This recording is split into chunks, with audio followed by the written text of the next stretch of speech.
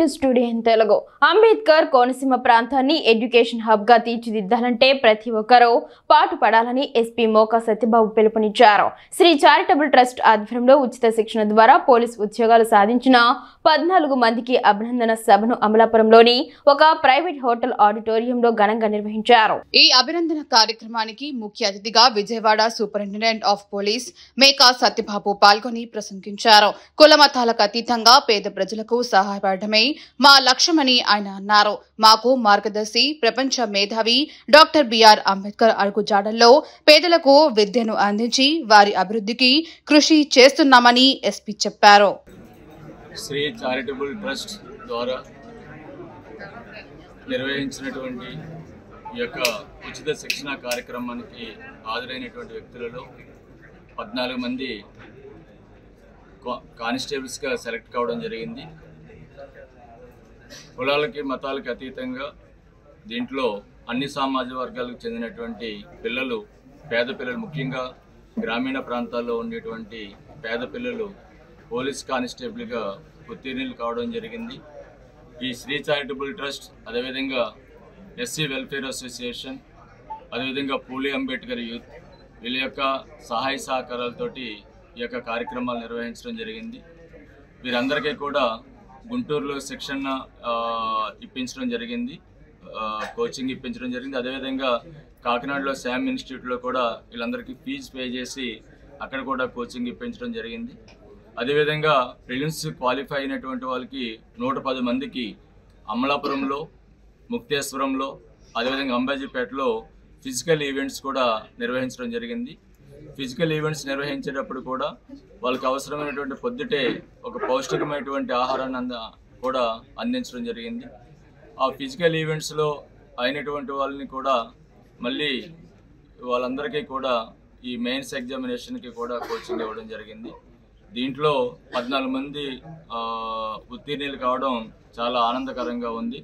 భవిష్యత్తులో ఈ యొక్క విద్యా ఉద్యోగపరమైనటువంటి కార్యక్రమాలు మరిన్ని ఎక్కువ చేసి మరింత ఎక్కువ మందిని కోనసీమ ప్రాంతం నుంచి, అంబేద్కర్ కోనసీమ జిల్లా నుంచి ఈ యొక్క ఉద్యోగాలలో, ముఖ్యంగా ప్రభుత్వ ఉద్యోగాలలోకి వెళ్ళడానికి అన్ని రకాల చర్యలు తీసుకుంటామని, కృషి చేస్తామని ఈ సందర్భంగా తెలియజేస్తూ ఉన్నాం.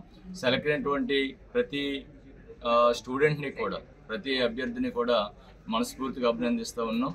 వాళ్ళకి ఆల్రెడీ చెప్పడం జరిగింది. బాబాసాహెబ్ అంబేద్కర్, మహాత్మా జ్యోతిరావు పూలే యొక్క స్ఫూర్తితోటి వీళ్ళు జీవితంలో ఇదే విధంగా pay back to the society అనేటువంటి కాన్సెప్ట్ తోటి వీళ్ళ జీవితాన్ని కొనసాగించాలని ఈ సందర్భంగా కోరుకోవడం జరుగుతూ ఉంది. Thank you very much. అంటే మీకు ఒక చెప్పాలి, నేను ఈ రిజల్ట్స్ వచ్చినంటే మొదటి రోజు నాకు చాలా ఫోన్ కాల్స్ వచ్చినాయి. సెలెక్ట్ అయిన వాళ్ళు ఒక 8 మంది సెలెక్ట్ అయ్యారని చెప్పేసి ఫస్ట్ డే తెలిసింది.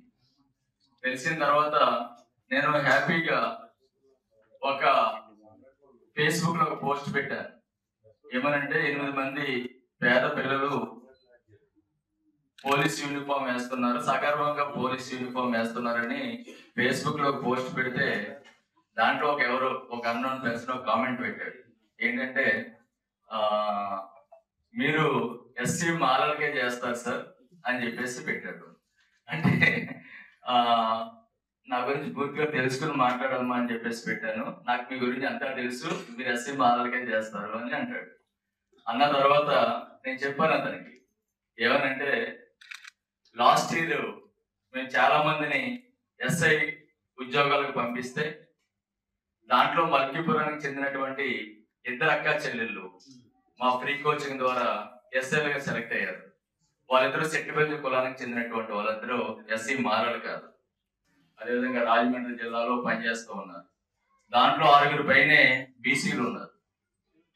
అదేవిధంగా సిఆర్పిఎఫ్ కి ఒక 4 పిల్లలు సెలెక్ట్ అయితే దాంట్లో ఒక కోపల అబ్బాయి కూడా ఉన్నాడు.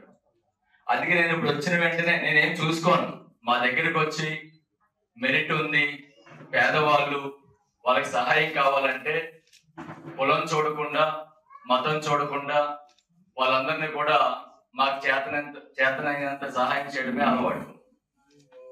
ఇప్పుడు కూడా నేను వచ్చినట్టునే తమ్ముడు ప్రదీప్ నాయుడుగా ఈ లిస్ట్ లో అంటే ఇది అవసరం లేదు, కానీ అది ఆ కామెంట్ చూసిన తర్వాత నాకు అనిపించింది ఈ లిస్ట్ లో ఎంతమంది ఎవరెవరు ఏ కమ్యూనిటీలో ఉన్నారని చెప్పేసి అంటే దాంట్లో బీసీలు ఉన్నారు, అంటే సెట్టుబల్జలు ఉన్నారు, నాయి బ్రాహ్మిన్స్ ఉన్నారు, అగ్నికుల క్షత్రియ కమ్యూనిటీ ఉన్నారు, కాపుల అబ్బాయి కూడా కాపుల అబ్బాయి ఉన్నాడు, ఎస్సీస్ ఉన్నారు, అందరూ ఉన్నారు. అంటే ఇది అంటే చాలా కాలం నుంచి ఇది కులమతాలకు అతీతంగా చేస్తున్నటువంటి ఒక విద్యాపరమైనటువంటి కార్యక్రమం. దీనికి మాకు స్ఫూర్తి ఎవరంటే బాబాసాహెబ్ స్ఫూర్తి. ఎందుకంటే చాలా మంది అంటే